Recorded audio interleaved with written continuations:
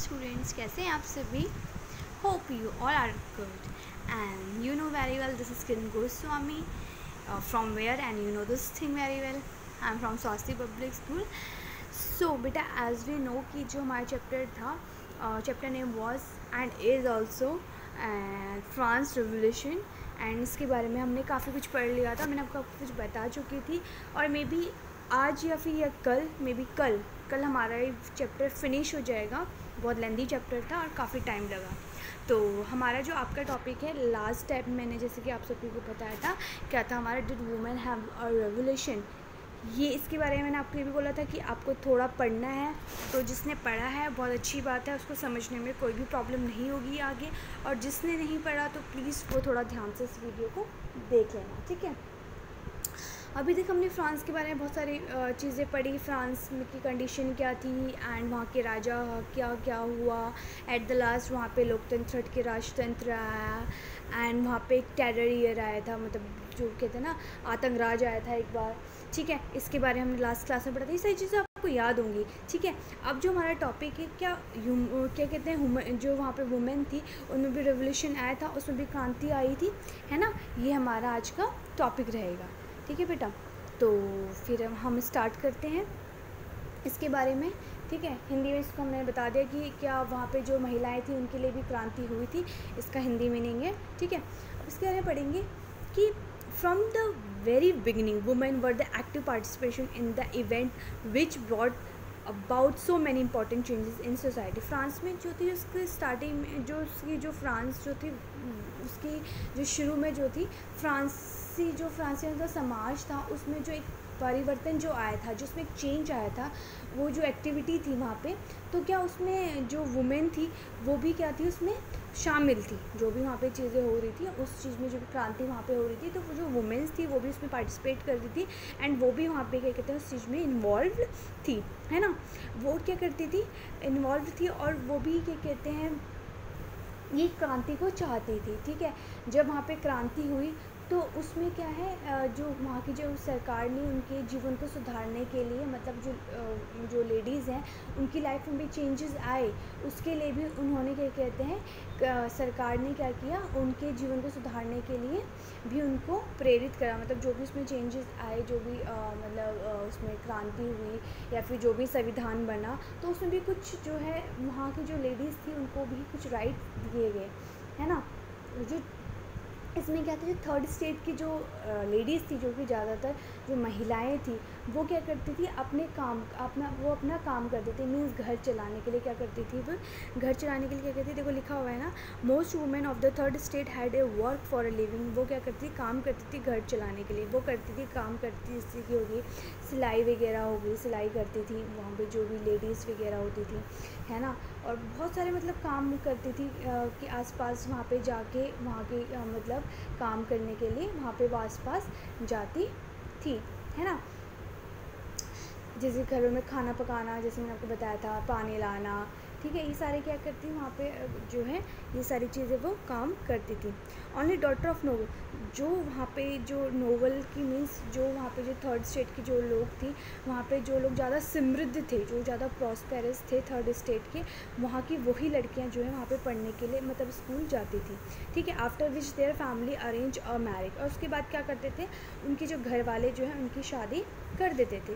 बाकी जो प्रॉस्पेरस नहीं थी जो लेडीज़, वो तो काम करती थी, ठीक है, घर चलाने के लिए। और जो ज़्यादा प्रॉस्पेरस थी, उनकी जो लड़कियां हैं वो स्कूल जाती थी, पढ़ती थी, और उसके बाद पढ़ाई के बाद उनकी शादी कर दी जाती थी, है ना। उसके बाद उनकी शादी हो जाती थी। इसके बाद क्या था कि working women had also the care of their families. जो वर्किंग जो वुमेन्स थी उनको क्या करना पड़ता था, वहाँ पे केयर करनी पड़ती थी अपनी फैमिलीज़ की। It is cook, fetch water, पानी लाना, लाइन में खड़े होके, काफ़ी लंबी लाइन में खड़े होने के बाद वो घर के लिए मतलब ब्रेड मिक्स खाने के लिए रोटी जुटाती थी।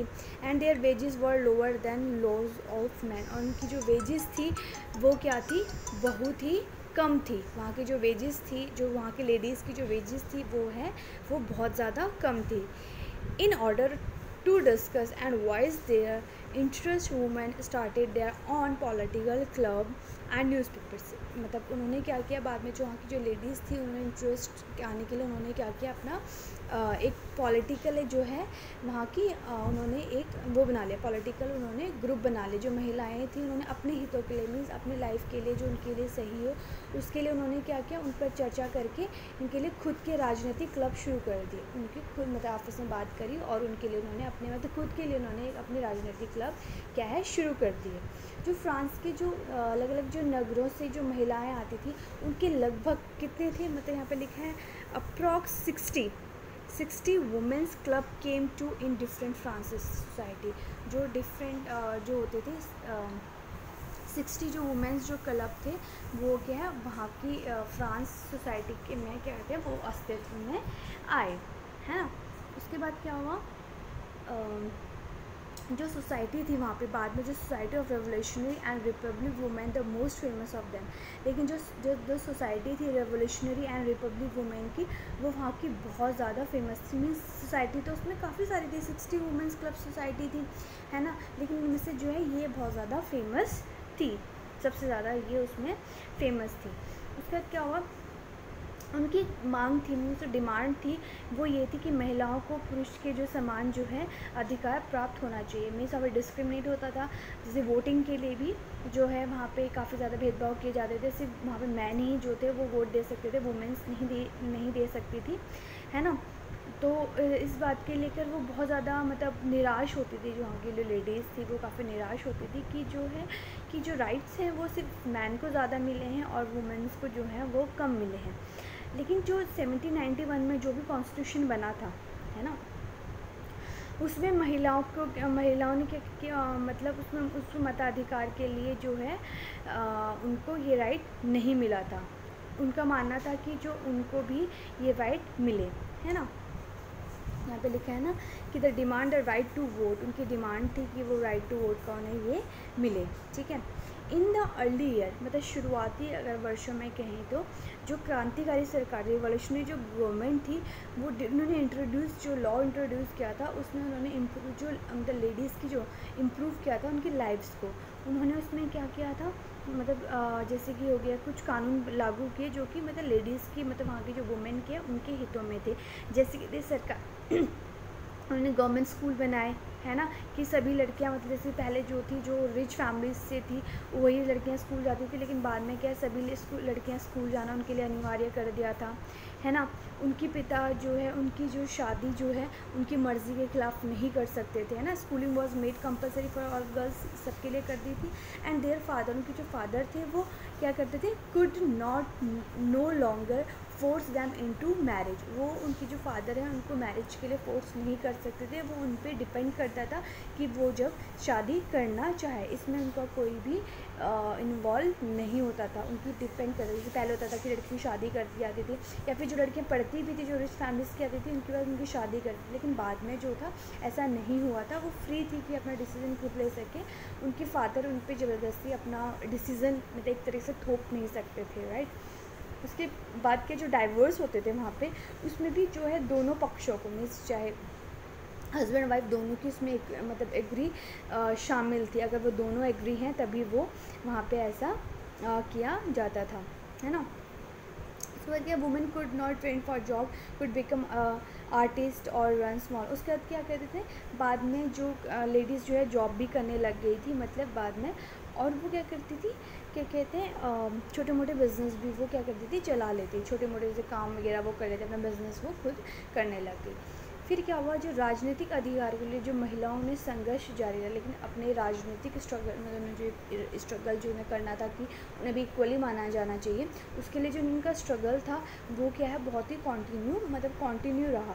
जब ये टेरर मतलब ये during the region of terror, जब ये आया आतंक युग आया, जो कि लास्ट चैप्टर में हमने मतलब टॉपिक में हमने पढ़ा था आतंक युग के बारे में, कि उसमें एक ही सरकार होती थी और मतलब उसके बाद तो वो लोगों को मानना पड़ता था, अगर जो नहीं माना जाता था उसे क्लिंटन पे चढ़ा दिया जाता था, कि जो दोषी पाया जाता था उसको क्लिंटन पे चढ़ाया जाता था। उस टाइम पे क्या हुआ, जब ये लेडीज़ का जो स्ट्रगल था वो क्या था, वो कॉन्टीन्यू था, लेडीज़ संग जो कंटिन्यू चलता रहा।